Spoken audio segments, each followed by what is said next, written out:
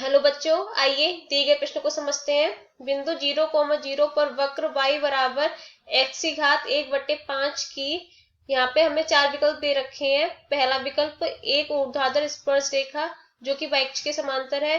दूसरा हमें विकल्प दे रखा है एक क्षैतिज स्पर्शी रेखा x अक्ष के समांतर, और एक तीसरा विकल्प दे रखा है एक तिरछी स्पर्श रेखा, और चौथा विकल्प दे रखा है कोई भी स्पर्श रेखा नहीं। तो इनमें से कोई एक विकल्प सही होगा। तो आइए इसकी मुख्य अवधारणा पर चर्चा कर लेते हैं। सबसे पहले मुख्य अवधारणा।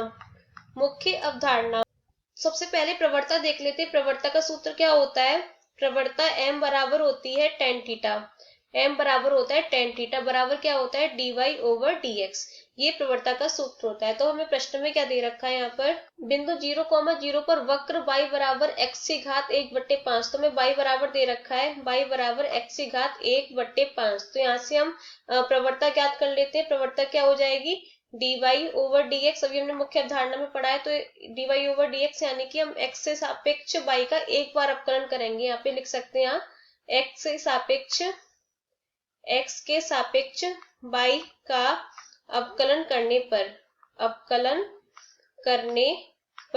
तो हमें यहाँ से प्रवणता मिल जाएगी। प्रवणता dy/dx बराबर क्या हो जाएगा? यहाँ पे हम x की घात n के सूत्र का प्रयोग करेंगे। क्या होता है d/dx? x की घात n का सूत्र होता है घात आगे आ जाती है यानी कि nx, और घात में से एक घट जाता है यानी कि nx की घात n-1। तो यहाँ पे क्या हो जाएगा? जो घात है वो आगे आ जाएगी यानी कि 1/5 आगे आ जाएगा, और हम घात में से एक हटा देंगे यानी कि 1/5 - 1। तो dy/dx यहाँ से कितना हो जाएगा? बराबर हो जाएगा 1/5। यहाँ पे x की घात हो जाएगा -4/5। ये हो जाएगा। इसको हम इस प्रकार से भी लिख सकते हैं d/dx बराबर क्या हो जाएगा 1/5, और इसको नीचे हर में ले आते हैं तो ये जो घात है वो धनात्मक हो जाएगी। तो x की घात 4/5 ये हो गया। अब हमें प्रश्न में बिंदु क्या दे रखा है? 0,0 दे रखा है। तो हम इस 0,0 पर dy/dx का मान ज्ञात कर लेते हैं। तो क्या हो जाएगा dy/dx एट 0,0 क्या हो जाएगा? यहाँ पे x का मान भी 0 है, y का मान भी 0 है। तो यहाँ पे y तो है नहीं, तो सिर्फ x का मान लगा देंगे 0। तो क्या मिलेगा 1/, यहाँ पर क्या है मान नीचे x की घात 4/5 गुणा 5 है। तो यहाँ पे क्या हो जाएगा 5 गुणा 0 की घात 4/5 ये हो जाएगा। बराबर क्या रहेगा यहाँ पर 1/0 में किसी भी संख्या का गुणा करेंगे तो 0 ही आएगा, और 0 की कितनी भी घात होगी वो 0 ही आती है। और 1/0 बराबर क्या होता है? अनंत होता है। 1/0 बराबर इसका मान होता है अनंत।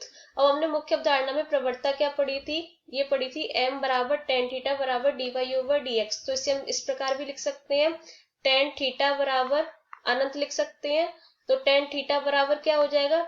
tan थीटा बराबर अनंत थीटा में किसका मान होता है? tan 90 का मान होता है, tan 90 डिग्री का। तो यहाँ से थीटा बराबर कितना आ जाएगा हमारे पास में? 90 डिग्री आ जाएगा। ये आ गया 90 डिग्री। अब हमें यहाँ पे हम एक ग्राफ बना लेते हैं। ये क्या है? ये x अक्ष है, ये x अक्ष, और ये है y अक्ष। अब हमें यहाँ पे थीटा कितना दे रखा है? 90 डिग्री यानी कि 90 डिग्री दे रखा है। तो यहाँ पे ये रेखा कैसी बनेगी? x अक्ष के ऊर्ध्वाधर बनेगी। यहाँ पे इसको ठीक से बना लेते हैं। ये x अक्ष के ऊर्ध्वाधर बनेगी। इस तरह से रेखा बनेगी जो कि y अक्ष के समांतर भी है। तो यहाँ पे क्या हो जाएगा? तो यहाँ से हम लिख सकते हैं इस प्रकार बिंदु 0,0 पर y बराबर x की घात 1/5 क्या हो जाएगा? यहाँ पर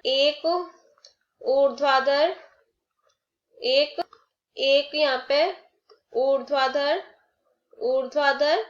स्पर्शी रेखा है जो कि y अक्ष के समांतर है,